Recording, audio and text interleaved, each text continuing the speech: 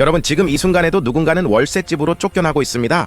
아니 정확히는 스스로 월세집으로 들어갔어요. 왜냐고요? 주식 투자 자금 만들려고 보증금 5천만 원짜리 반전세에서 나왔거든요. 그런데 말입니다. 코스피는 역대 최고점을 찍었는데 이 사람 계좌는 마이너스예요. 이게 말이 되나요? 뉴스에서는 매일같이 불장이다, 사상 최고치다 난리인데 정작 내 계좌를 열어보면 빨간불 잔치거든요. 삼성전자는 하루에 10%씩 뛰는데 내가 산 주식은 왜 매일 2%, 3%씩 떨어지는 걸까요? 혹시 여러분도 이런 생각 해보신 적 있으세요? 에이, 나만 호구인가? 나만 타이밍을 못 잡은 건가? 아닙니다. 여러분이 잘못한 게 아니에요. 이건 구조적으로 짜여진 게임이거든요. 오늘 제가 폭로할 건 바로 이겁니다. 왜 코스피가 올라도 개미들 계좌는 안 오르는지, 왜 뉴스는 모두의 축제라고 하는데 정작 63%의 종목은 하락하고 있는지, 그리고 이 게임의 룰이 누구에게 유리하게 짜여져 있는지 지금부터 9분 동안 여러분의 상식을 완전히 뒤집어 드리겠습니다. 준비되셨나요? 시작합니다. 자, 일단 팩트부터 깔고 가볼게요. 2025년 1월 8일 기준 코스피 지수는 4,550포인트예요. 올해 들어서만 8% 상승했습니다. 와, 대박이죠? 불장 맞네요? 그런데 말이죠. 같은 날 유가증권 시장에서 하락한 종목 수가 730개였어요. 상승한 종목은 겨우 177개. 비율로 따지면 4대 1입니다. 4명이 손해보는 동안 1명만 돈 벌고 있다는 거예요. 더 충격적인 건 이거예요. 올해 들어 전체 상장사 중에서 63%가 주가 하락했습니다. 강세장이라며? 불장이라며? 10명 중 6명은 손해보고 있는데 이게 무슨 모두의 축제예요. 예를 들어볼게요. 여러분이 동네 마트에 갔는데 입구에 현수막이 걸려 있어요. 대박 세일! 평균 50% 할인! 와, 좋다! 들어갔죠. 그런데 막상 들어가 보니까 사과 한 종류만 90% 할인이고 나머지 상품은 다 정상가 또는 오히려 더 비싸진 거예요. 이게 사기 아닙니까? 근데 지금 주식시장이 딱 이 꼴이에요. 삼성전자 하나가 미친 듯이 올라서 지수 전체를 끌어올리는 건데 정작 나머지 700개 종목은 바닥을 기고 있다고요. 실제로 데이터를 보면 ADR 지표라는 게 있어요. 이건 상승 종목 수를 하락 종목 수로 나눈 건데 100% 이하면 하락 종목이 더 많다는 뜻이에요. 지난해 12월 24일부터 지금까지 이 수치가 계속 100% 밑이에요. 유가증권 시장은 71.7%, 코스닥은 75.8%. 대부분의 종목이 지고 있다는 거죠. 그러니까 정리하면 이겁니다. 코스피 최고점이라는 말은 사실상 삼성전자 최고점이라는 뜻이에요. 나머지는 그냥 들러리인 거죠. 여러분이 삼성전자만 들고 있었으면 대박이었겠죠. 근데 대부분의 개미들은 뭐 했어요? 분산 투자가 답이다. 여러 종목에 나눠서 담아야 안전하다. 이런 말 듣고 이것저것 사 모았잖아요. 그게 다 쪽박이 된 거예요. 아이러니하죠. 분산 투자가 오히려 독이 된 장세. 이게 지금 2025년 대한민국 주식시장의 민낯입니다. 그럼 개미들은 뭐 했을까요? 재밌는 게 이제야 삼성전자를 사들이고 있어요. 1월 2일부터 8일까지 개인들이 삼성전자를 2조 3천억 원어치 순매수했습니다. 왜 갑자기? FOMO 증후군 때문이죠. Fear of missing out. 나만 빠질까봐 두려운 거예요. 남들 다 삼성전자로 돈 버는데 나만 못 버는 것 같고 뉴스에서 매일 삼성전자 신고가 이러니까 참다 못해서 덥석 물린 거예요. 근데 말이죠. 이거 어디서 많이 본 패턴 아니에요? 2020년 코로나 때랑 똑같아요. 그때도 삼성전자가 9만 원까지 갔었죠. 개미들 우르르 몰려서 7만 8만 원대에 샀어요. 그 다음에 어떻게 됐죠? 5만 원대까지 떨어졌습니다. 4년 동안 물려있다가 작년에 겨우 본전 찾아서 다들 팔았어요. 그런데 지금 또 똑같은 짓을 하고 있는 거예요. 고점에서 사는 거. 마치 여러분이 명동에서 호떡 장사를 본 거예요. 줄이 길게 늘어서 있으니까 와, 대박 맛집인가 보다 하고 1시간 기다려서 샀는데 막상 먹어보니 그냥 그래요. 근데 이미 1만 원 내고 샀으니까 맛있다고 우기는 거죠. 매몰 비용의 오류예요. 더 웃긴 건 삼성전자 다음으로 개미들이 뭘 샀는지 아세요? 삼성에피스홀딩스, HL만도, 삼양식품, 고려아연, 카카오 이런 것들 사 모았어요. 결과는 전부 마이너스입니다. SM은 12.6% 하락, 이수페타시스는 9.2% 하락, 고려아연은 8.5% 하락. 삼성전자 빼고 순매수 상위 10개 종목의 평균 수익률 마이너스 3.4%예요. 왜 이렇게 됐을까요? 간단합니다. 개미들은 항상 늦게 움직이거든요. 기관과 외국인은 이미 작년 하반기부터 삼성전자를 쓸어 담았어요. 5만 원대, 6만 원대에 샀던 거죠. 그리고 뉴스에 나오기 시작하면 개미들이 들어올 타이밍이에요. 그때 슬슬 물량 넘기는 거예요. 이게 바로 정보 비대칭입니다. 여러분이 뉴스로 듣는 순간 이미 늦은 거예요. 삼성전자 10% 급등이라는 기사가 나왔다는 건 이미 누군가는 20% 먹고 빠져나갈 준비를 하고 있다는 뜻이에요. 그리고 개미들이 고점에서 물리는 거죠. 역사는 반복됩니다. 2020년에도 그랬고 2025년에도 그렇고. 근데 더 무서운 건 뭔지 아세요? 인버스 ETF예요. 뭐냐고요? 쉽게 말하면 지수가 떨어질 때 돈 버는 상품이에요. 코스피 오르기만 하네. 이제 슬슬 떨어질 때 됐는데? 이런 생각하는 사람들이 사는 거죠. 근데 문제는 2배 레버리지라는 게 있어요. 코스피가 1% 떨어지면 이 ETF는 2% 올라요. 대박이죠? 근데 반대로 코스피가 1% 오르면 이 ETF는 2% 떨어집니다.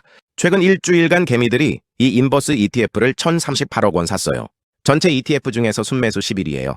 근데 코스피는 어떻게 됐죠? 계속 올랐어요.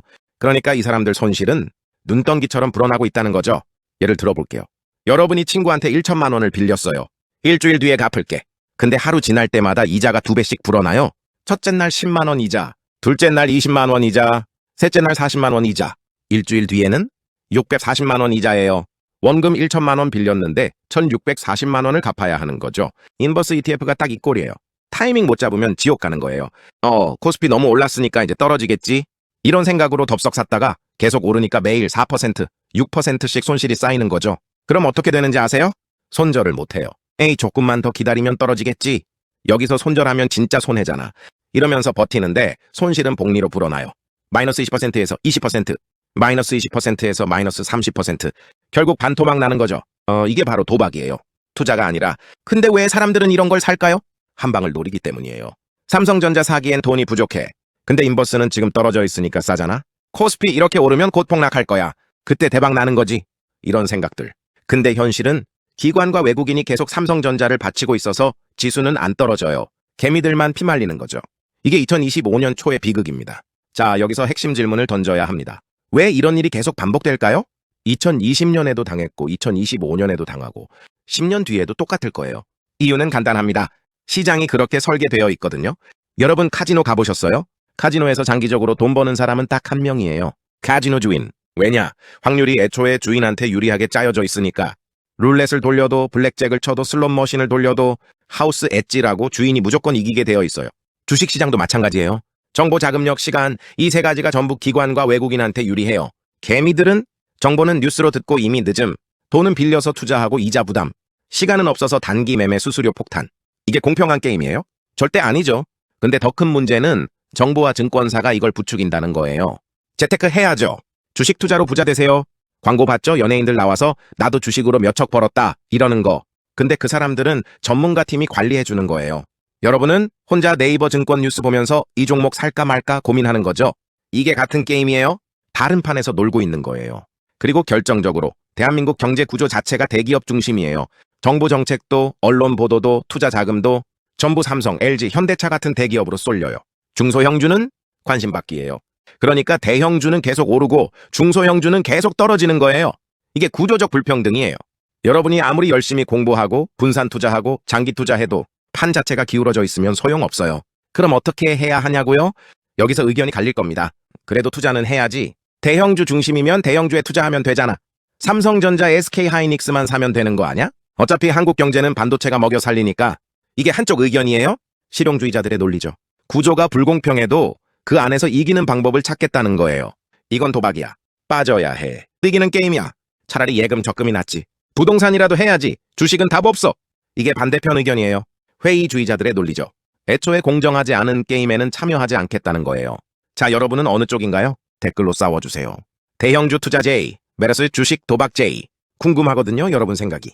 그럼 앞으로 이 장세가 어떻게 될까요? 증권사들은 뭐라고 하냐면 1분기까지는 대형주 장세가 계속될 거라고 해요. 왜냐? 반도체 슈퍼사이클이 왔거든요. AI 데이터 센터, 자율주행차, 전부 반도체가 필요해요. 그리고 삼성전자, SK하이닉스가 이 시장을 독과점하고 있죠. 그러니까 당분간은 반도체 대형주 계속 오른다는 게 중론이에요. 근데 문제는 뭐냐면 개미들이 지금 들어가면 고점일 확률이 높다는 거예요. 기관들은 이미 작년 하반기에 다 사놓았어요. 지금 개미들 들어오면 물량 넘기는 타이밍이에요. 그럼 3월쯤 되면 어떻게 될까요? 삼성전자 조정 국면 이런 기사 나오고 개미들은 마이너스 15%, 마이너스 20% 물리는 거예요. 역사가 증명하잖아요. 그럼 진짜 해법은 뭘까요? 첫째, 뉴스 믿지 마세요. 뉴스에 나올 때는 이미 늦었어요. 둘째, 포모 이겨내세요. 남들 돈 번다고 해서 나도 막 뛰어들면 안 돼요. 셋째, 분산 투자 제대로 하세요. 분산 투자는 여러 종목을 사는 게 아니라 여러 자산군에 나누는 거예요. 주식만 하지 말고 채권도 금도 부동산도 섞어야 해요. 넷째, 장기 투자 원칙 지키세요. 1년, 2년 보고 투자하는 게 아니라 최소 5년, 10년 보고 투자해야 해요. 근데 솔직히 말하면요. 이거 다 지키기 정말 어려워요. 왜냐? 인간은 감정의 동물이거든요. 남들 돈 버는 거 보면 나도 하고 싶고 내 계좌 빨개지면 불안해서 못 견디고 뉴스에서 폭등 이러면 덥석 사고 싶고 이게 인간의 본능이에요. 그래서 대부분의 개미들은 못 이겨요. 구조적으로도 불리한데 심리적으로도 불리한 거죠. 그럼 진짜 답은 뭘까요? 정답은 없어요. 각자가 자기 상황에 맞춰서 판단해야 해요. 돈 여유 있고 시간 여유 있고 공부 열심히 하는 사람, 대형주 장기 투자하세요. 돈 빠듯하고 시간 없고 감정 조절 못하는 사람, 주식 손 떼세요. 진짜로. 차라리 연 4% 주는 예금에 넣어두는 게 나아요. 원금이라도 지키는 게 최선이에요. 그리고 마지막으로 하나만 더 말씀드릴게요. 이 게임은 계속될 겁니다. 2030년에도 2040년에도 대형주 쏠림, 개미들 손실, 포모 열풍 반복될 거예요. 왜냐? 구조가 안 바뀌니까. 정부도 안 바꿀 거예요. 대기업 살려야 경제 돌아가니까. 증권사도 안 바꿀 거예요. 개미들이 거래해야 수수료 나오니까. 언론도 안 바꿀 거예요. 자극적인 기사가 클릭 잘 나오니까. 그러니까 여러분이 스스로를 지켜야 해요. 남 탓하지 말고 정부 탓하지 말고 내가 똑똑해져야 해요. 그게 이 더러운 게임에서 살아남는 유일한 방법입니다. 오늘 영상 어떠셨나요? 화나셨나요? 공감하셨나요? 댓글로 싸워주세요. 주식은 도박이다 vs 그래도 투자는 해야 한다. 논쟁 붙여드릴게요. 그리고 구독, 좋아요 눌러주시고요. 알림 설정까지 해놓으시면 다음 영상에서 더 자극적인 내용으로 돌아오겠습니다. 여러분의 계좌에 빨간불이 아닌 파란불이 켜지는 그날까지 저는 여기서 인사드립니다. 감사합니다.